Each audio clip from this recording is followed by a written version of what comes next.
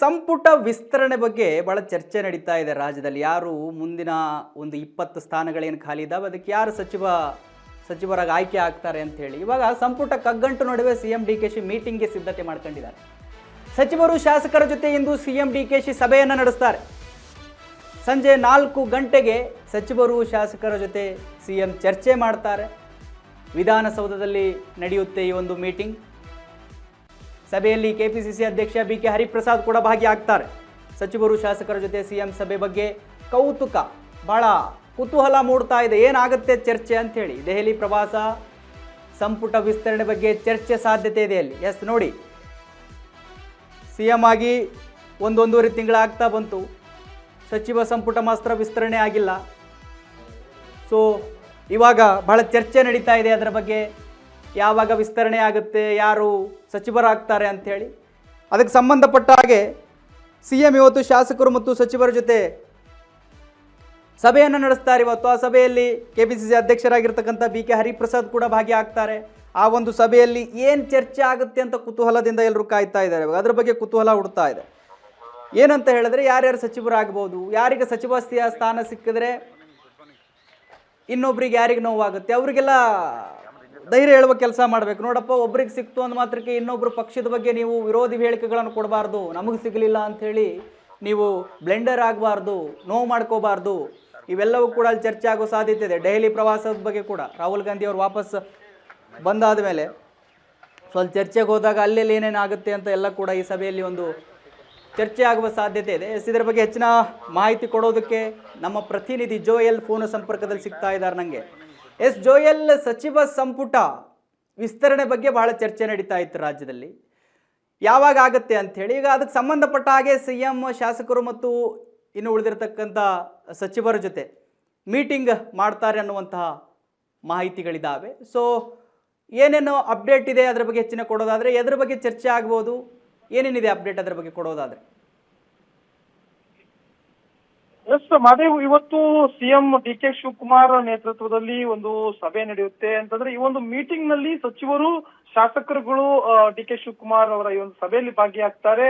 ಇವತ್ತು ಸಂಜೆ 4 ಗಂಟೆಗೆ ಸಚಿವರು ಹಾಗೆಯೇ ಶಾಸಕರ ಜೊತೆಯಲ್ಲಿ ವಿಧಾನಸೌಧದಲ್ಲಿ ಸಿಎಂ ಈ ಒಂದು ಮೀಟಿಂಗ್ ಅನ್ನ ಮಾಡುವಂತದ್ದು. ಈ ಸಭೆಯಲ್ಲಿ ಕೆಪಿಸಿಸಿ ಅಧ್ಯಕ್ಷರಾಗಿರುವಂತಹ ಬಿಕೆ ಹರಿಪ್ರಸಾದ್ ಅವರು ಕೂಡ ಭಾಗಿಯಾಗ್ತಾ ಇದ್ದಾರೆ.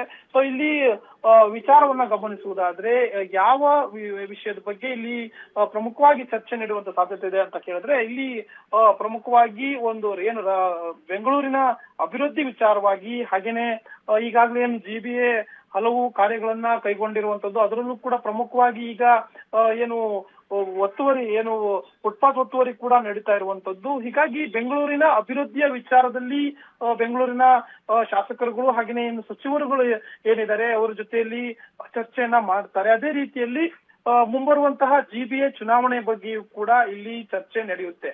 ಅದೇ ರೀತಿಯಲ್ಲಿ ಮುಂದಿನ ಏನು ಸಚಿವ ಸಂಪುಟ ವಿಸ್ತರಣೆಗೆ ಏನು ಈಗಾಗಲೇ ಏನು ಸಾಕಷ್ಟು ದಿನಗಳಿಂದ ಕಾಯ್ತಿರುವಂತದ್ದು, ಎಲ್ಲಾ ಶಾಸಕರುಗಳು, ಸಚಿವಾಕಾಂಕ್ಷಿಗಳು ಸಾಕಷ್ಟು ನಿರೀಕ್ಷೆ ಇಟ್ಕೊಂಡಿದ್ದಾರೆ ತಮಗೂ ಕೂಡ ಸಚಿವ ಸ್ಥಾನ ಸಿಗ್ಬಹುದು ಅಂತ ಹೇಳಿ.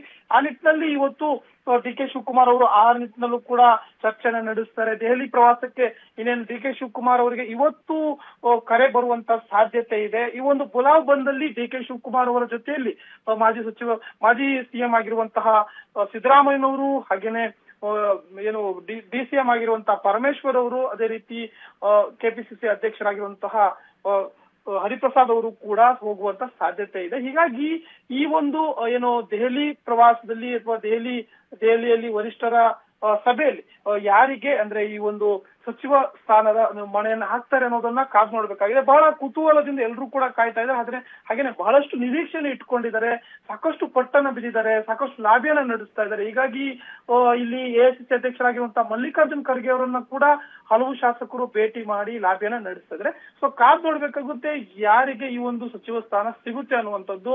ಅಳೆದು ತೂಗಿ ಅಂತೂ ಇಂತೂ ಏನು ಈ ಒಂದು ಸಚಿವ ಸ್ಥಾನವನ್ನ ನೀಡಬೇಕಾಗುತ್ತೆ. ಯಾಕೆ ಅಂತಂದ್ರೆ ಯಾವುದೇ ಕ್ಷಣದಲ್ಲೂ ಕೂಡ ಈ ಒಂದು ಸಚಿವ ಸ್ಥಾನದ ವಿಚಾರದಲ್ಲಿ ಕಾಂಗ್ರೆಸ್ನಲ್ಲಿ ದೊಡ್ಡ ಮಟ್ಟದಲ್ಲಿ ಅಸಮಾಧಾನ ಮುಗಿಯೇಳುವಂತ ಸಾಧ್ಯತೆ ಕೂಡ ಇದೆ. ಹೀಗಾಗಿ ಮೂಲಗಳ ಮಾಹಿತಿ ಪ್ರಕಾರ ಹಿರಿಯರಿಗೆಲ್ಲ ಸ್ವಲ್ಪ ಕೋಕ್ ಕೊಟ್ಟು ಹೊಸ ಶಾಸಕರನ್ನ 2 ವರ್ಷದ ಕಾಲ, ಏನು ಇನ್ನು 2 ವರ್ಷ ಬಾಕಿ ಇದೆ, ಆ ವರ್ಷದ ಆ ಒಂದು ಸಮಯಕ್ಕೆ ಏನು ಹೊಸಬರಿಗೆ ಅವಕಾಶ ಕೊಡುತ್ತಾರೆ ಅಂತಾನೂ ಕೂಡ ಚರ್ಚೆ ಆಗ್ತಾ ಇದೆ.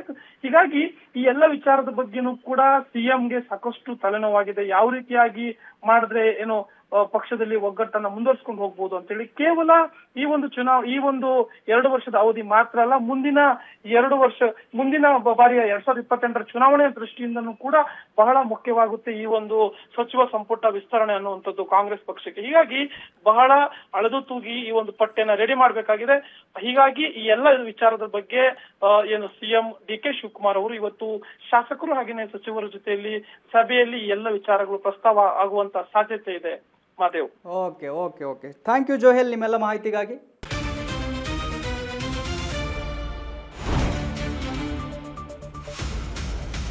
ಸಂಪೂರ್ಣ ನ್ಯೂಸ್ 24/7 ಇದು ನೊಂದವರ ಧ್ವನಿ.